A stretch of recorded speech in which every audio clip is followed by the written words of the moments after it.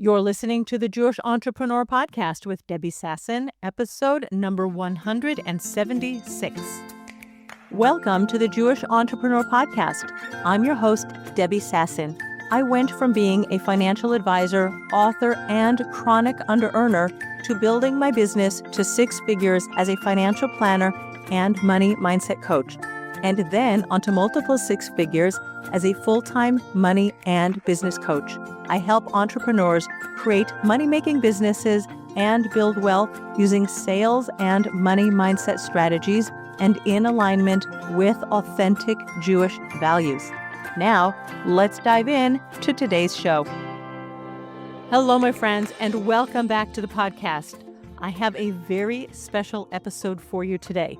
But before I introduce the amazing Asia Cohen, I'm going to be introducing her on my podcast. I do have to start with tremendous thanks and gratitude to God, to Hashem, because we had a 12-day war with Iran. I have no idea when you're listening to this, but between when Asia and I recorded this episode and now when it's being released, it sounds really crazy and a little bit surreal to say that Israel was in a war with Iran, and we were very successful in taking out a lot of the nuclear facilities in Iran, and we were helped by the United States. It has been such a wild, stressful time for all of us living in Israel. I am so thankful, really praise God for He is good, that we are no longer in this situation. We have a ceasefire. Please God, it will hold. It will hold for a long time. It really feels like we are in a changing era in the Middle East, really ushering in, hopefully, a messianic era. And I'm just going to leave that out there because this isn't really my cup of tea, just, looking at all the spiritual things happening in the world. That's not my wheelhouse. You know me. I focus on business and money, and that's what we're going to talk about today. But I could not start this episode without just expressing my tremendous thanks and gratitude to God for everything that He has done for us. The fact that our Air Force came back like totally 100% unscathed. We did, unfortunately, lose nearly 30 people in Israel. That is very sad, very tragic. Numbers of buildings were destroyed, knocked down. People are wounded, and it will take a long time for everybody to recover. But we are resilient. We are a very, very strong nation. So I know that this too we will overcome. And my heart goes out to all of the families who have been really directly impacted by, this war that we've had with Iran. But as they say, the show must go on. So I want to introduce you to Asia Cohen. We met in a WhatsApp group and then we followed each other online, and her energy is bubbly. It's effervescent. It's joyful. I had so much fun just like really stalking her on Instagram and learning everything about Asia. And let me just give you the teeny tiny little, that official bio, because you're just going to see what an interesting person she is and how she has built a business from love, built a business based on her values. And she is such a role model for all of us. So Asia Cohen is the founder of Transcendent Active, a modest, sustainable athleisure brand born from her personal journey of faith and purpose. Asia was raised Italian Catholic, and her path to Orthodox Judaism was winding. It was transformative, right? It was just not a linear path. But through her, winding growth journey, everything she was going through, Asia embraced an intentional lifestyle spiritually and professionally. And after years in the fast fashion world, she launched Transcendent Active to serve women like herself. They wanted clothing that aligns with their values. They wanted to be able to move freely, to be able to go from their yoga class to work, to shopping, to whatever. And she wanted to bring a modest activewear to the market and make it sustainable. And she wanted to make sure that everything was all American, produced in the United States. And I have so much respect for Asia, for this conversation. She gave me her time. We were actually in her office, when we recorded this episode, and she works, really with so much love and dedication for her business. And I know that when you just listen and you're going to take so much away, and I want you to pay attention how you can infuse your business with so much more of your value and so much more of your fun. She's really, she's had ups and downs like we all do. She's a mom. She's doing all the things. And without further ado, let me just introduce you to Asia Cohen. Hello, Asia. Welcome to the podcast. I'm so excited for you to speak with my audience, for them to hear about all of your journeys to Judaism and activewear. And welcome, welcome. Thank you so much for having me. I'm really excited to be here.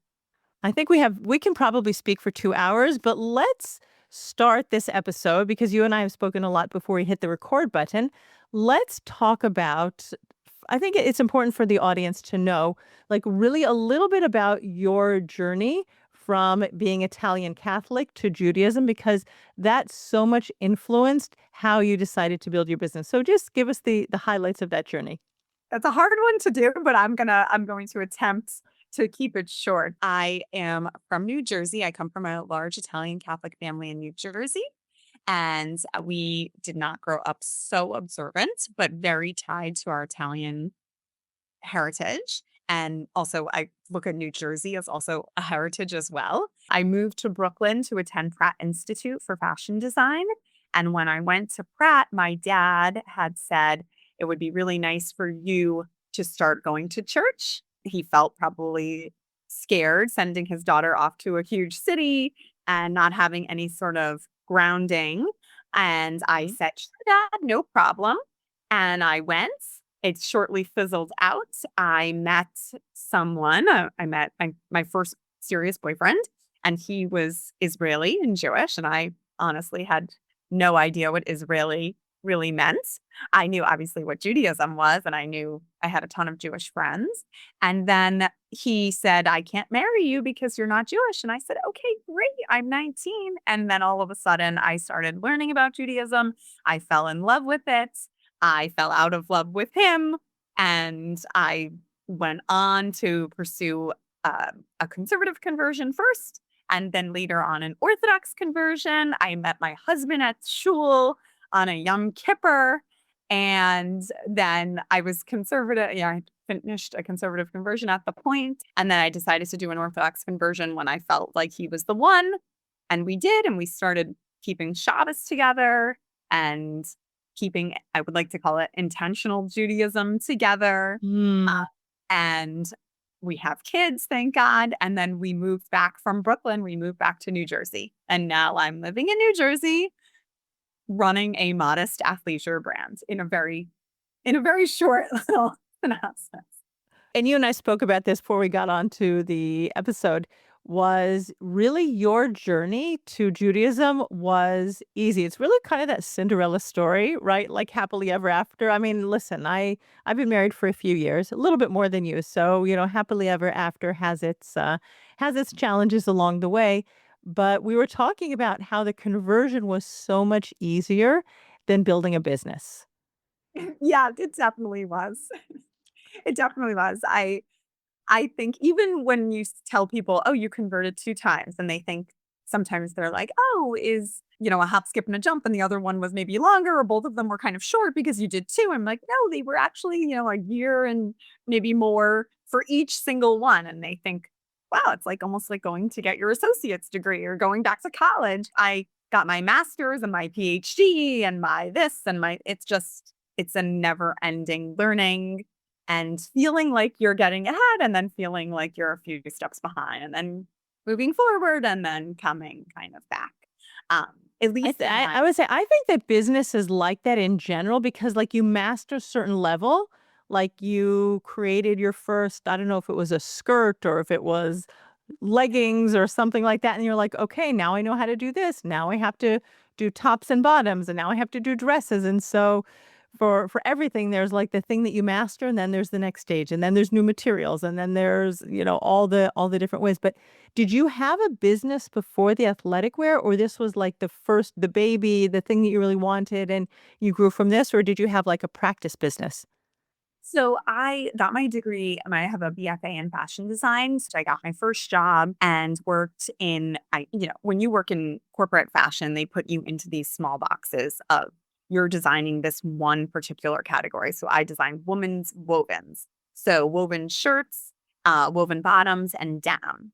and for a large mall retailer. And it was my first job out of college. I was 22 or 23 years old. My parents said, we're not paying for anything by the end of the summer, so you better get yourself a job. And I said, oh, well, yeah, this job was offered to me. I guess I'm taking this job. Great learning curve. I think it's difficult to go from being super creative in an art school environment to working in corporate America. I also had been traveling that whole summer. So feeling also like I just was out spreading my wings and now I'm in this little cube, Mm-hmm. physically and mentally. And what am I doing? I think just like in kind of a thought that came to me, which is a comparison to owning my own business, is that I feel like I can really spread my wings. I'm not in this little box of that little cube, you know, quote unquote cubes, so to speak, where I can try this and I can try this and I can do this and I can do that. And it does feel very freeing. Sometimes it could feel a little caged in other ways. But I do think that running a business feels a little bit more like freedom. So I worked in corporate fashion for, I would say, 10, 12 years. And then I started having children. Mm-hmm. And once I started having kids, they don't really tell you in fashion. I'd like to kind of share this in general with other friends of mine. We're all women in this program pretty much. And we all, had a dream since we were little kids to become a fashion designer. I found that epiphany. I had that epiphany in middle school when I was learning how to sew. And they don't tell you that we're all women. We're entering this workforce. We're entering this industry with all these other women. Things might come up. You might want to get married. You might want to have a kid to complement those things. Just, natural, life occurrences. It's kind of crazy to me to think that we're all women in this whole program and we never discuss that I'm actually like one of the only ones that still works in fashion because they also realized, oh, well, how am I supposed to have a business? Or Mm-hmm. am I supposed to have this career where I'm being told to just keep climbing and climbing and climbing, and then I might want to have a kid and I might want to get married and I might want to do something. And now everyone's like a Pilates teacher. It's actually really fascinating because I always knew growing up, I didn't grow up religious, right? I didn't grow up Orthodox, I grew up Reformed. So I knew somewhere that in my mind that I wanted to have a large family. And here I was working on Wall Street, probably not far from where you were when you were working in New York, right? And it occurred to me within a very short time that this was not going to be the life that I was going to live because I wanted to have a family. And I was I was the newest one on the trading floor. So when it was the 24th of December, I was the one who was taking the men's children to the Xerox machine, if anybody still remembers what a Xerox machine is, and Xeroxing their hands. Like they brought their kids to work so their wives could be preparing the Christmas dinner party, whatever it was, decorating the tree, and I'm entertaining the kids. And I loved it. But it was so clear to me that working 15 hours a day or 18 hours a day or whatever it was, this was not going to be the life for me. So while I was in New York, by the way, after my first year at Goldman Sachs where I worked, looked for a synagogue. And I found myself first at a conservative synagogue after growing up Reform and then like learning, et cetera. And then I ultimately ended up at Lincoln Square in Manhattan. And from there ended up I got transferred to London and then ended up in Israel where I've been for the last 37 years.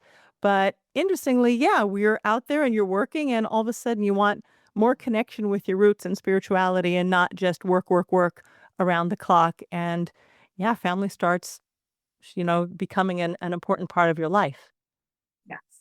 So that's kind of what started to happen. We had our first child and I decided to switch from working in corporate fashion, but I worked for a bunch of Syrian families who own licensed fashion brands. The time I was working for Sears, designing for the Sears line. And we always, if we couldn't design the entire collection, we outsourced to these other little licensed brands, these Syrian companies. And I would go to the meetings and thinking to myself, who are these people? Like, how do I get a job here?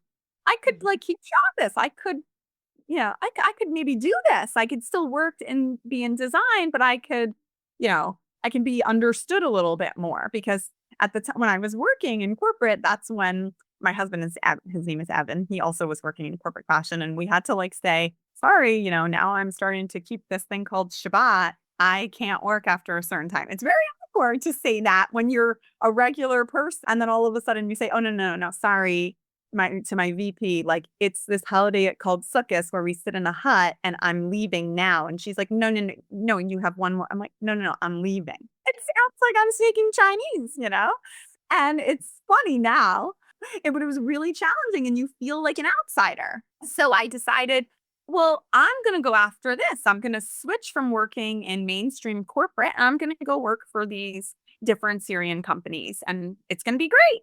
And when I start, I'm going to say, sorry, I can't work on Fridays because now I have a baby and I keep Shabbos. I can't do that. So it was a big deal also to stand up for yourself as a woman, which I know you know this. Oh, yes. I only work 4 days. Like, this is the product that you're going to get. It's going to be amazing. I'm going to be awesome. But I don't do Friday. And it was a big deal because I had a non-Jewish woman boss at the Jewish company. So that's a big deal to tell another woman, hey, no, I'm not. And I really stood up for myself. I believed what I was doing was right. And I knew that what I was offering was amazing, but I didn't want to overstep. I wanted to stand my ground and say, this is important. And I want to take my daughter to swim lessons. Like, she was like 6 months old and we went to like swim in the middle of the winter. It was so fun. Like, I want to ask you a question for clarification because you were working for a Jewish company. You mentioned Syrians, and I know, like, whether it's in New Jersey, Deal, whatever, there's a large Syrian community. Was this a Jewish-owned company that you were working for? And were they keeping Shabbos? But this non-Jewish woman, right? Because I'm like trying to put the pieces together of your journey. so in fashion in New York, there's a lot of like Brooklyn families, like Brooklyn Syrian families that have these really successful, huge businesses. Mhm. So the most of the time, at least in my experience, I don't want to speak for everybody or, say anything. They were always closed for Yontiv. Okay.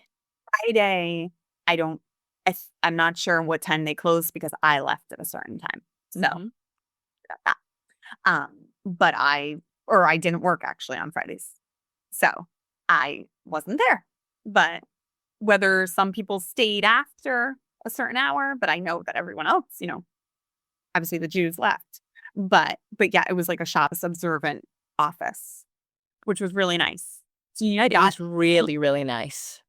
really nice. And all of the non-Jews went on fabulous trips during September. They Mhm. went to go visit their family in Korea for like a month and they only had to take 5 days off of work. Like, it was really amazing. They probably loved it. But did they have to work on, like, December 25th, or they also got that off? No, it's a public holiday. Okay, they got the best of both worlds. Yeah, it was great. So, at So, what point did you decide, like, that you're gonna build your own thing rather than working for somebody else? okay. So then before I had my second child, my son, I'm very active, an active person. I have been practicing yoga since high school. I am a runner. I decided that I wanted to do a yoga teacher training. This is like, I'm like so tied to my Judaism. It's crazy. It's like so amazing. So I tell my husband I'm going to go and get my 200-hour teacher training program.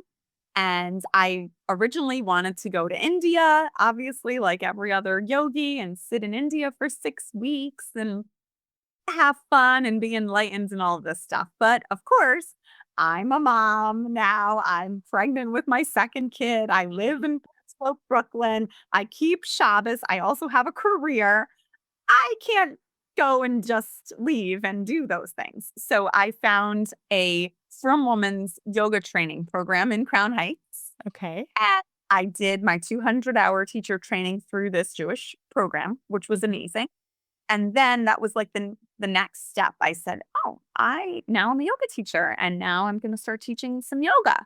So it was that was my first, intro into my side hustle. That's still my business, actually. It's developed into Transcendent. It's developed my yoga business, everything. And I got my teacher training. So, one Syrian job ended, another Syrian job happened. I went from another company to another company.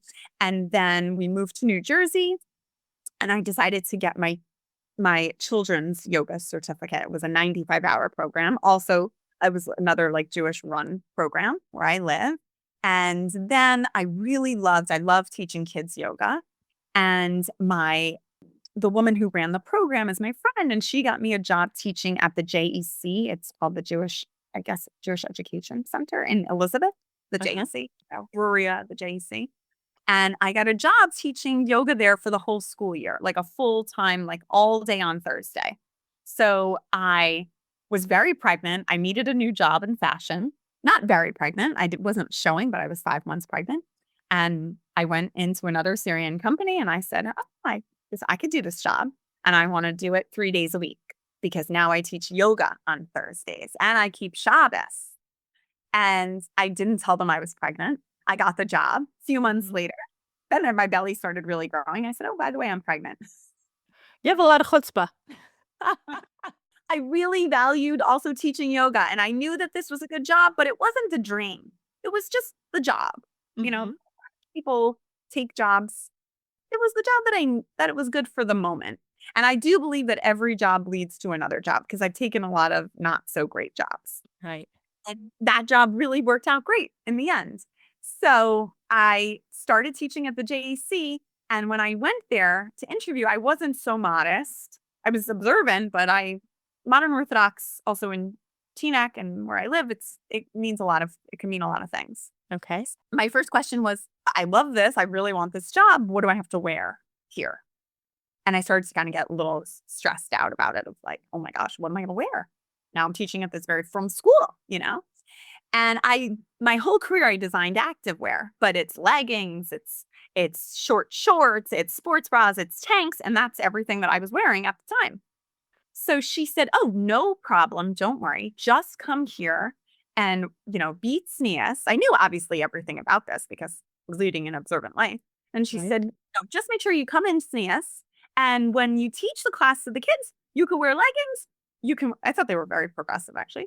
So you can wear a tank top. The door, we taped it with black paper and it's all women teachers. And these are like kids up until age 5. It's totally fine. But then every Thursday before getting ready to go to my yoga teaching job, I never knew what to wear. And I'm like looking like a crazy person. I'm putting this thing on and this thing on and 5 layers and this sweater over this tank dress and all of these different things over leggings.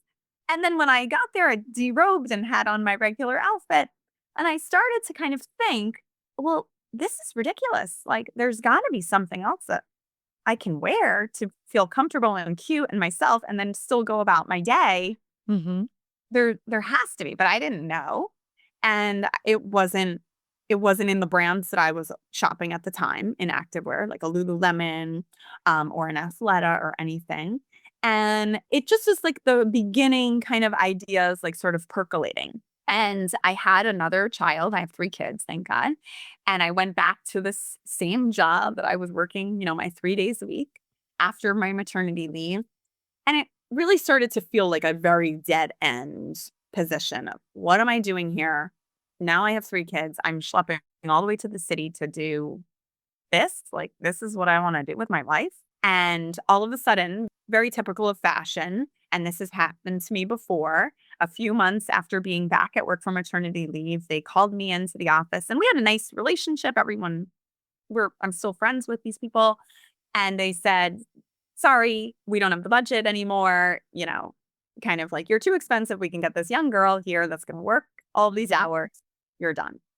And I had been like pumping at work and the back, like I was, gosh, like I'm rapid pumping only 10 minutes because I got to get back to my desk to design more things.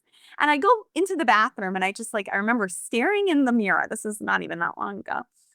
And I was just laughing. I'm like, this is so funny, Hashem. Like, of course this is happening to me. Of course.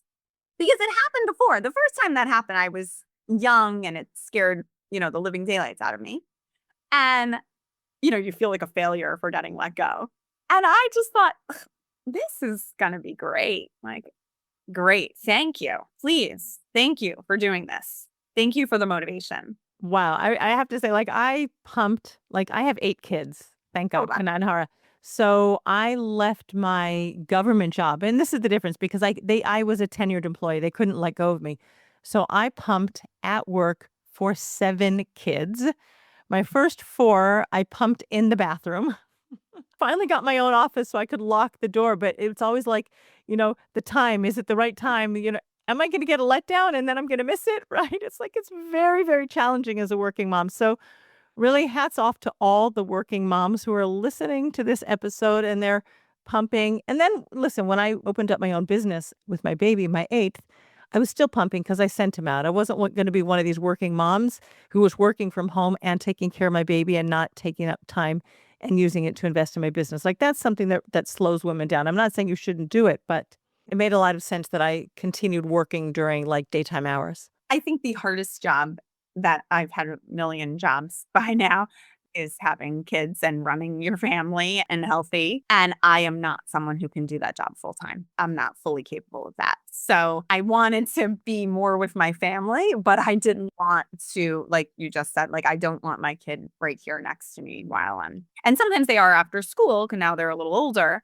And it's just not the same focus and I'm not doing the same work. So at least during, the 9 to 5 hours or 9 to 3 sometimes. So you launched your business and it's almost up to your 5-year anniversary, right? That's my 5-year anniversary. It feels like every year feels huge. Every day feels kind of huge. But the thing that really inspired me to start my business after I got let go from that position, I saw that a friend that we used to design together at Sears, she switched to become a career coach. And she was also working in corporate in that role. And then she had a side hustle. She was like a new mom as well. And I wrote to her right away. We weren't so close, but something came out that I needed to speak to Sasha. And we met downtown. And I said, okay, I thought she was going to help me with my resume. And she kind of looked at it and she was like, okay, this is what you need to do. And I need people to tell me sometimes what I need to do. Like especially as a business owner, I'm making all the decisions. Please tell me what you need from me. I would gladly love to get it done. Check it off the list. And she said, you need to design something for your community. Okay. And she said, I don't know what that is. And I don't know who these people are. And she just said, that's what you need to do. And at the time I wasn't so worried about losing my job because I had a ton of yoga jobs lined up in the summer. And I also was consulting for a small brand that summer. So we thought at the time, it's something I was working with kids with special needs. She said, maybe it's something with kids with special needs, some clothing, some sort of accessory. And I'm like, doesn't feel what I'm supposed to do. I don't know. And my husband and I had this planned trip to go hiking in Acadia in Maine. And I'm davening and we kept thinking like on the hikes of like, who are these people? Like living like this whole life and living in Teaneck. And I'm seeing these ladies walking all over the place in all of their modest activewear. And I didn't even think. And then I'm like mid davening, bam, it hits me. I said, I'm going to design modest activewear because I see these ladies in my neighborhood and it looks heavy and it looks hot and it doesn't the activewear that I've designed, but the activewear I designed, it's not appropriate for TSNEA standards. So we're going to blend all of the things that I love to do and then I have experience in. And now I'm going to be able to go teach a yoga class if I need to in a frum environment. And I can wear that to this. And this is what I'm going to do. And this is my community. It's amazing how sometimes the thing that you need, like, what do they say? What does Hashem say? Like, the blessing is next to the makkah, like the refuah comes before the makkah, the healing comes before the patch, whatever.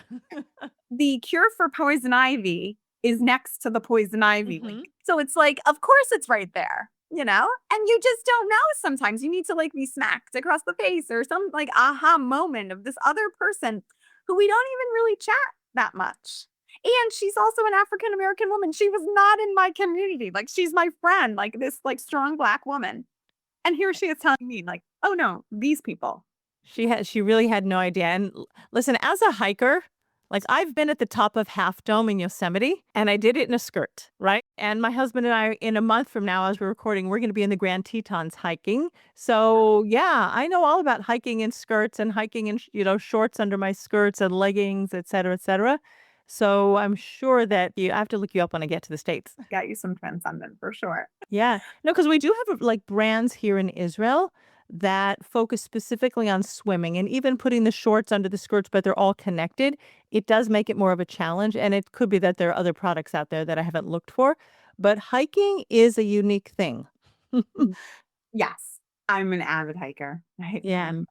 So that's kind of how the brand, the AHA started. And as soon as I started my brand, COVID happened. So that was the first big challenge, I guess. Like there was the challenge of figuring out what my purpose was, what my market was going to be, and who these people were. But another, I guess if we're going to talk about challenges, another part of the challenge is that I'm not so, I'm my friend, like she married a Hasidic guy. So she's my Hasidic, newly Hasidic friend or Balchuba Hasidic friend. And she's like, we're in the chalents, but we're not in the chalents.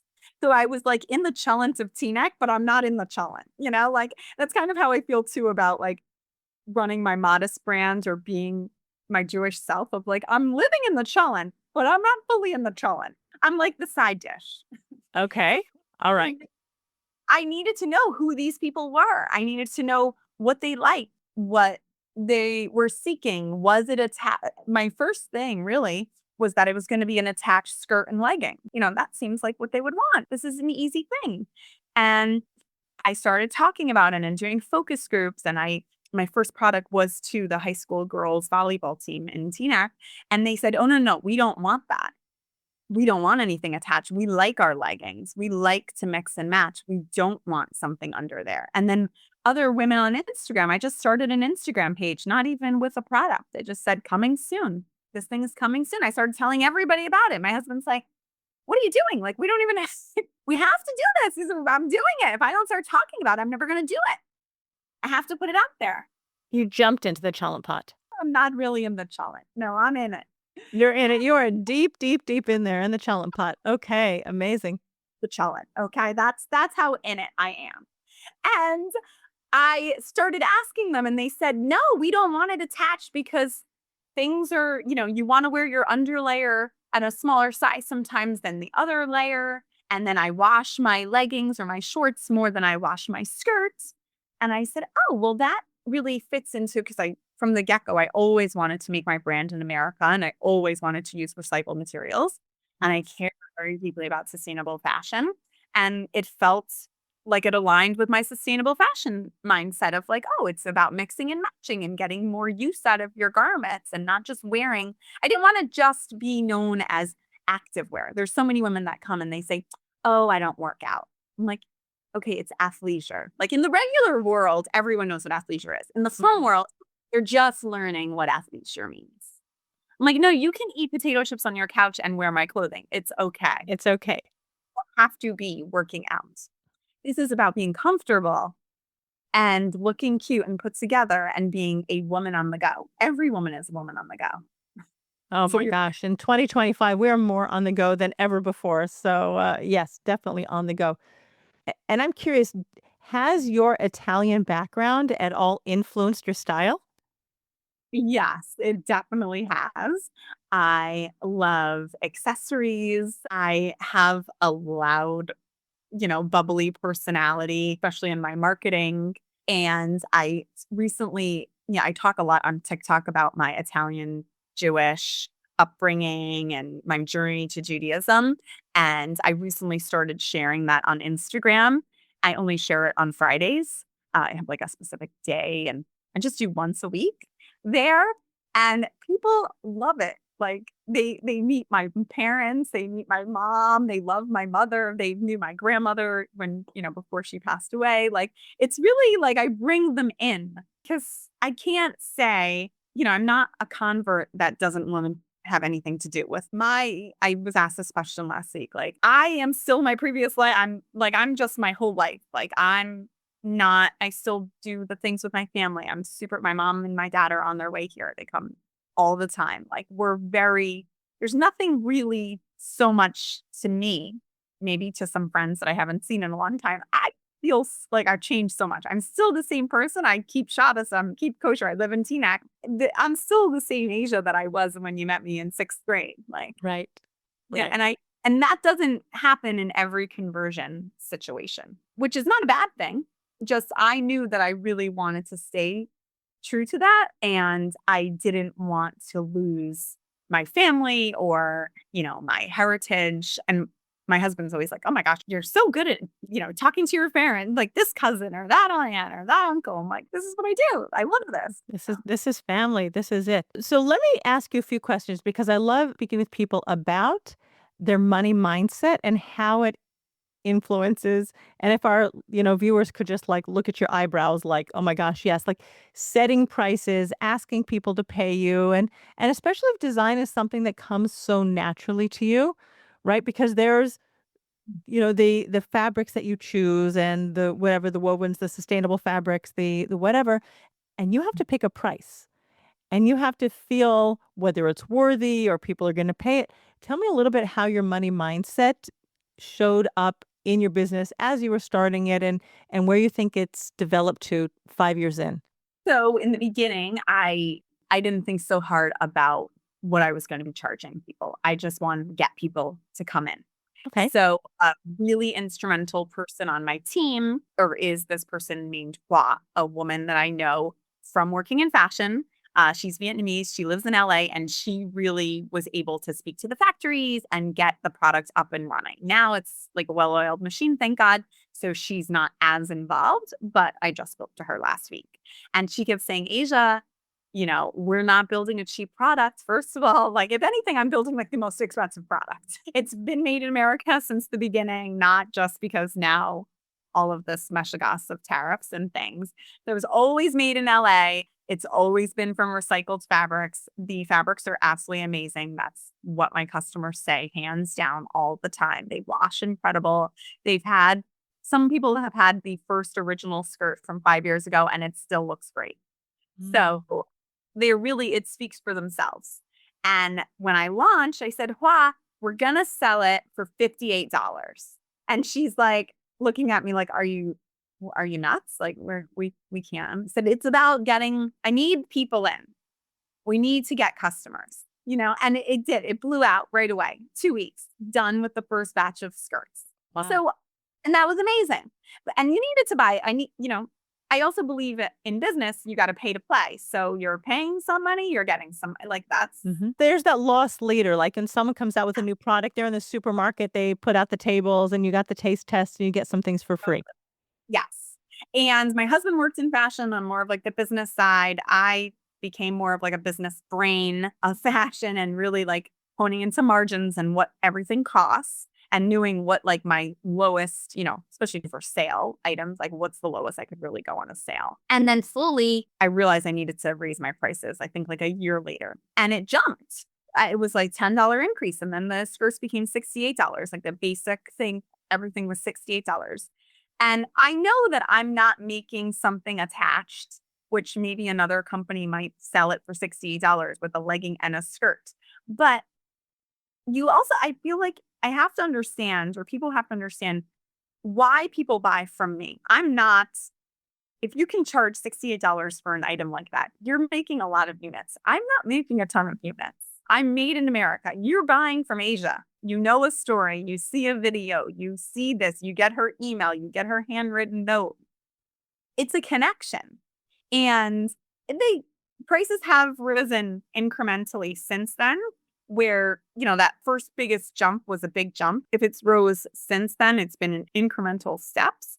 But I know sometimes, like at least local friends and customers will say, "Oh, your prices are expensive." I'm like, I actually think my prices are way cheap. Like I should be charging way more money. Like, and you can't. You also have to know like what you can really get for your product. Do you feel like you have to defend yourself when people come to you and it's like, "Oh, your products are really expensive," or do you think it's almost like Not anymore. praising you for having such a high quality product with a high price? Not anymore. Also, it is a little like it is an aspirational luxury brand here. It's made in America. It's from recycled goods. It's these are from real people that are really, they care. There's a whole chain of that. And if I'm making 1,000,000 units like the Gap, yeah, I could charge $30. Like you can get it at Target. Yeah. It's different quality. I'm sorry. And it was a lot about believing in yourself and believing in your number. And we don't do that a lot of times. And also as women, we have a hard time doing that. We do. You have a hard time saying, hey, no, this is it. And then not like pedaling back and being like, oh my gosh, okay, I'll give you this. Okay. Also, when you sign up for my email, you're getting 15% off. There's always something there. Like you're on my email list, you're going to get something else. Like, so I feel like if I am charging this, a lot of people do pay the full price, which thank God Hmm. Right. we got a lot to talk about because it's so, usually you don't talk about these things, I guess, with your customers, but it is good. And I like that. So they are going to get something else. And they're not in the market too for overbuying or, this constant like shop, shop, shop, shop, shop. We are a sustainable brand. And I sometimes do have to keep that in check of like, oh my gosh, she hasn't bought in over, 90 days. Why hasn't she bought? Oh, well, then, customers will say, wow, it's lasted for so long. It's just and I'm like, my husband's like, you're doing a good job. Maybe you've got to like put some irregularities into your brand. No, but then it's a matter of like increasing your offers, right? Like your products and like when Yes. you talked about accessories. So you can take I haven't looked at to see if you have accessories on your website, but if you have you know, the athletic wear that people or the leisure wear people are going to wear all day, then you can start adding accessories and things like that that they can mix and match and make them customers that are going to return over and over again. Yes. Well, we started with one item, our mesh all day active skirts, added the quarter sleeve top. Then I added the legging. And then I added, the knot dress. Hello. And I have it on right now in like a 4-piece collection. And my friend who also, she does the technical design, like all of the measurements. We used to work together in corporate. And she was the first one to say, add another few items for the collection. Like they love it. They want more. Let's give them more. And she's not Jewish. And then she said, we need to do a long skirt. And I was like, oh, Tina, I can't. I'm feeling like my Orthodox conversion again. Like I have this stigma, a long black skirt. Are you kidding me? I can't do that. The things that I've designed that are like, quote unquote, my firmer items are so funny. Listen, everybody needs their slinky black skirt. So, like, you really do need to make your slinky black skirt. It's going to be the best seller. And then if you make it in a bunch of colors, who knows? But do you actually see yourself branching out like big? Because if you have like modest leisure wear, whether it's modest or not modest, but like leisure wear that's comfortable, that's sustainable, do you see your impact going beyond the Jewish community? So my customer base the core customer base is Jewish, Right. but more and more and more women that are not, at least judging by their name and their location, and they write the most amazing reviews. I had a woman last week from some small town in Ohio.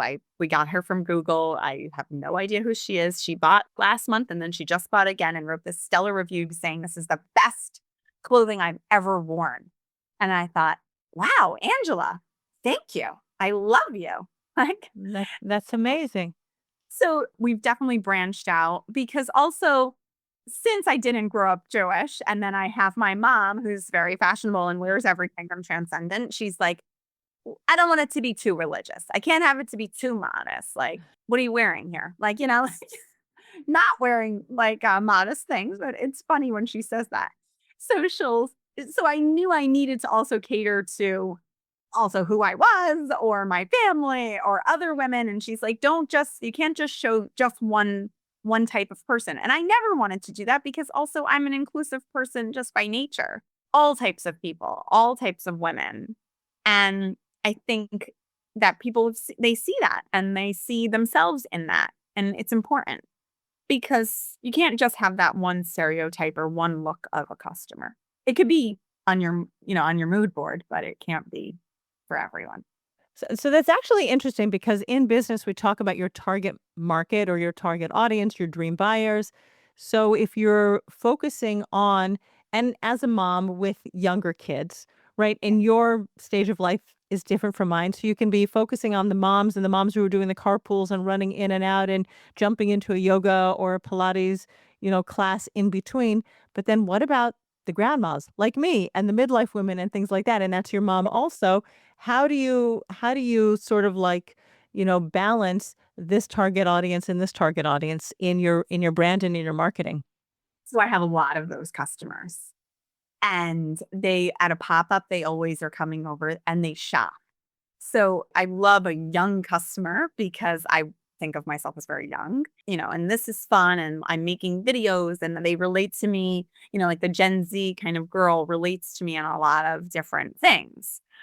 But the Gen Z girl does not have the kind of income that a regular woman has. So I like that kind of girl, but these other women are the ones that are spending the money. So I have to make sure that the older lady is understanding the Gen Z.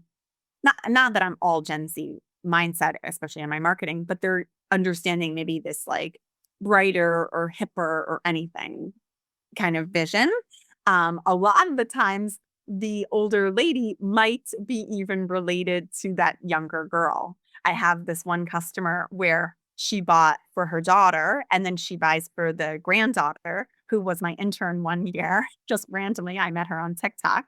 And then I post the picture of the granddaughter, and then the bubby is like, I love her. Tali's amazing. Like, I think that sometimes they're not as far removed as we might think. Like, if I'm speaking to a customer, a woman, in this is going to be easy, this is going to travel great. You can do all of the things in it, like you're active, because it's not like the young girl's the active one all the time. I have these other ladies, they're climbing all of these mountains, doing all of these, yeah, like Oh yeah, that's me. they're doing things that these other girls are not even dreaming of doing. So I learn a lot even from those ladies, or they're traveling, and it's amazing. People are getting younger. These girls are getting maybe older. They want to be a little older. These girls want to be younger. It's funny. So I think that sometimes there is like they do relate in the marketing or the voice, if that was the question. Yeah, no, it's just like sometimes you have to really think about who is this for. It's so is your and then from your point of view is who is this for? But it's also and this is what you said, who's going to buy this?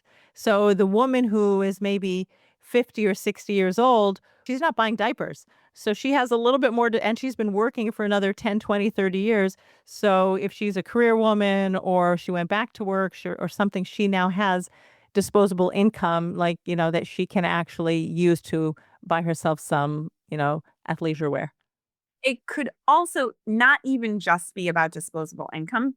It is a lot about, which I shifted early on just in my shopping mindset. I do not want to buy crap. You Yes. and there's a shift in a woman's life. Mhm. Maybe 27, like towards the ends of my 20s or mid to end 20s. It could be later. It could be younger. There's a whole bunch of young girls that also feel that way. It could be way older, maybe when you hit 60, that you finally realize, you know what? I'm not going to just buy junk. You buy junk and junk and junk, and the 20 and the 30 and the 50, it adds up when you buy all of this junk that it doesn't last. And then you have a closet full of all this stuff that you're like, what the hell am I going to wear today? Because it's so overloaded that you just close the closet. Can't be bothered. It's too cluttered. I don't even know what to put on. And then you still wear the same schmatza that you've been wearing for 30 years. Yep. Oh, beautiful closet of stuff. You can't deal with it. So that's like a part of the sustainable fashion journey and the premise of the brand of like, you're not going to go to my website and see 100 million things. Like it might look it because each color is now its own little, style on Mhm. my website because I need to make sure it's visible for you. Maybe 20 pieces in total, maybe. That's it. And you can mix and match and you can do, and we can buy better and it lasts longer. So if we are spending more money on an item of clothing, but we know where it comes from and who it was made by and how short of a distance it traveled here and how long of a time it's going to last, sure, I'll buy it. Like I don't have time. I don't have the energy, like the physical time, the mental time to deal with these things. Like it's too much. It's also true, like, when you buy something sustainable that will last longer, you have probably saved money over time because you're not going to buy something for $20 that you're going to throw away and replace the $20. As I have a daughter who her husband is learning, he's in Kollel. She says, "Mommy, we're too poor to buy cheap." So, right, you spend a little bit more money and it will last you for longer, but you also save time because you're not shopping all the time. You know you've got what you need. And that's you should be really proud of your daughter because she's like light years ahead of maybe some other people her age. Or, sometimes like speaking back on money, you're so tied to this like number thing of like, oh, I have $20, like, or whatever you have, like that's it. No, it doesn't. It could also be expansive. Oh, I don't have a lot and now I'm limited. Okay, wait, maybe I don't have a lot, but I can get this thing that's going to open up something else. Like, it doesn't have to just feel that way. So we're going to put in the show notes, we're going to put links to your website, and maybe I know you have your 5-year anniversary like celebration coming up. So if you have anything for the audience that you can share with them, we'll put that in the show notes as well. And I want to make sure that everybody knows where to find you. We'll put your Instagram and TikTok handles also there. And just what's one last thing that you want to share with all the women and men who are listening to this episode who are thinking of building their own business, or they're already a year, 2, 5 years into their business? What is your wisdom for the day that you want to make sure that everybody leaves with? So if you're newly starting a business or you have an idea, start. You have to start somewhere. And the product, whatever you're putting out there, does not need to be 1,000,000% perfect. Put it out there and let your customer tell you, oh, this needs to change and this, and I need this. I would love that. Let's do this a little different. And just put it out there. But if you don't do it and you limit yourself to all of the thoughts in your brain that everyone has, it's completely normal and natural. So put it out there. Be proud of it. Don't put out a half-assed product, but put out a product that you're really proud of and that you'll build with your customer to make it even better. That would be for someone that's new. For someone who's been in the business, which I am, and I see the ups and downs, which it is very stressful on some days or most days. You need to think bigger picture, even when it's hard, even when it's really trying and you're exhausted. The bigger picture here is that I really, really, really believe in this. I know that I'm doing something for a reason. I wasn't just put here to just sit in a cubicle and make a bunch of crap in China. I'm here for a specific reason. And that we're living the dream. Like, we created the business. We're doing this. Like, be proud of everything. It's not just like, I'm not making $1,000,000. If I make $1,000,000, that'd be awesome. If I don't make $1,000,000, but I'm like feeling amazing about it and I'm proud of this whole endeavor, that's like making $1,000,000 too. There's other ways of feeling satisfied and grateful for it. It's not, we've always been taught this whole thing about working and just like being a woman, like how we were talking about before, of like work, work, work, more hours, more this, more, more, more. Like, the world's shifted. Like, that's important. But what about the other things that we really value in life? Am I just here to just produce? Like, what am I here for? So knowing that as a business owner that we're doing something special, even when we don't see the end of the tunnel, like we are, and we have to keep believing in ourselves because no one else is going to believe in you like the way you believe in you. Nobody. You got to keep believing. All right. Thank you so much, Asia. It has been such a pleasure, like hearing more about your story, and I can't wait for everybody to jump onto your website and treat themselves to some new athleisure wear. Thank you. Thank you so much. All right. Thanks, everybody, for listening to this episode, and I'll see you next week on the Jewish Entrepreneur Podcast. So that was a really fantastic interview. And I know that when you listen to that interview, and you might want to go back and listen to it again, right? You will take away that there are so many challenges that we can overcome, whether it's parenting, it's pivoting in your business, it's pumping milk at work, right? We've talked about that.